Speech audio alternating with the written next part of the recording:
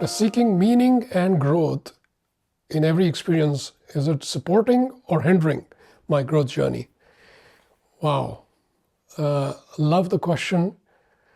So let's start here. As we start seeking, and we really are committed to it, we really want to grow as fast as we can. Initially, growth is in spurts, a little tentative, a little here, a little there. At some point, growth becomes like a top priority, and we really mean business. At that point, I think it's really good to seek in every single experience, what can I learn from this? How can I grow from this? And learn as much as possible and grow as much as possible, integrate as much as possible. So I would say it's a very positive thing. And I love meeting individuals who have reached that point where they're so mature and so committed to growth that they are like totally looking for growth everywhere in their life. So I would say definitely it can help, it can be supportive, it can accelerate growth. So that's an important takeaway. Next paragraph. As we get further along, as we get further and further along, our understanding of transformation, growth, higher consciousness will naturally change. And as it changes, we need to honor that change.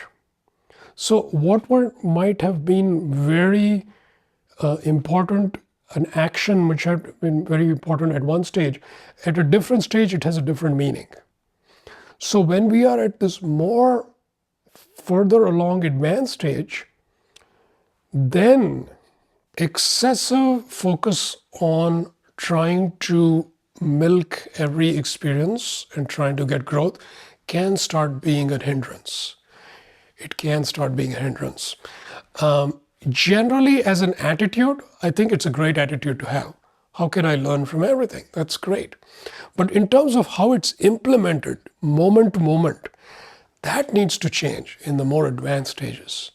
So in the more advanced stages of growth, we have to shift from being more mental dissection, analysis of what happened and how can I change. Oh, I need to be more loving. Okay, I'm going to be more loving.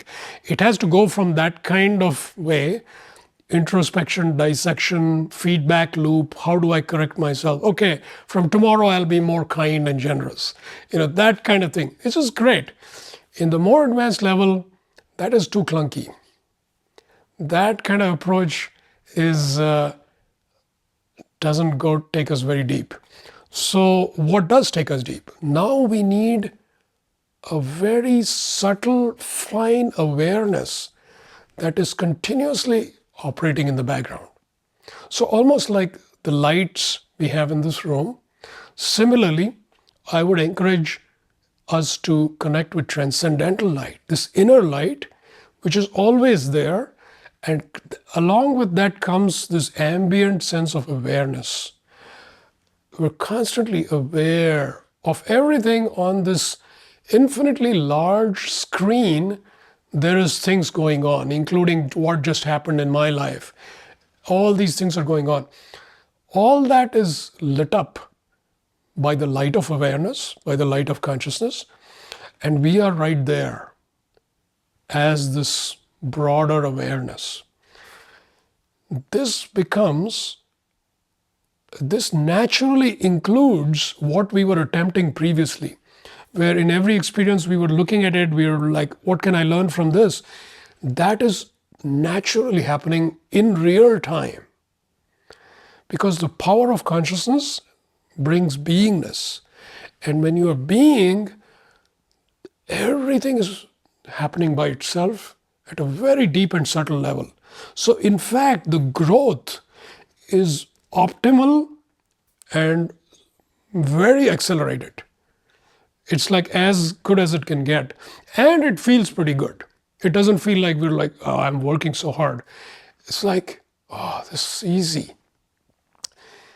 That is the sweet spot we want to get to, where our awareness has become subtle enough, refined enough, and we are committed enough that this awareness has been built up.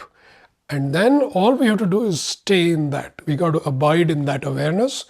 And every experience, every opportunity for growth is maximally utilized for the expansion of consciousness. All that just happens.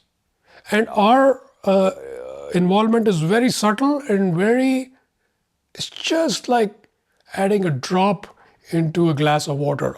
The drop we add is, I want to be present, aware, I want to be infinitely expanded. This kind of very subtle intention is there. That's it. And we are present. Everything is happening. The consciousness is transcending any and all limitations. It is integrating in real time. And we are embodying that. And we are participating in whatever is going on in a very positive, contributing way. So we are radiating light, we are radiating goodness, we are radiating beingness. So embodiment, we're serving as an example of that light, of that embodiment of that light. So everything is happening in an optimal way, and we're doing nothing. In that kind of setup, in that kind of mode of functioning, we don't want to introduce mentation. We don't want to introduce mentation, meaning any sort of thought activity which is looking, thinking, analyzing in a dualistic way. It is hindering at that point. All that dualistic thinking is hindering. So at that point, you want to minimize that and just rest in beingness, just rest and rest and rest. So that's the overall picture. So it can be good at one point, and later on, not so much. When you choose light, life becomes increasingly joyful, purposeful, and inspired. I invite you to join me to explore the realms of light, the infinite possibilities that light offers.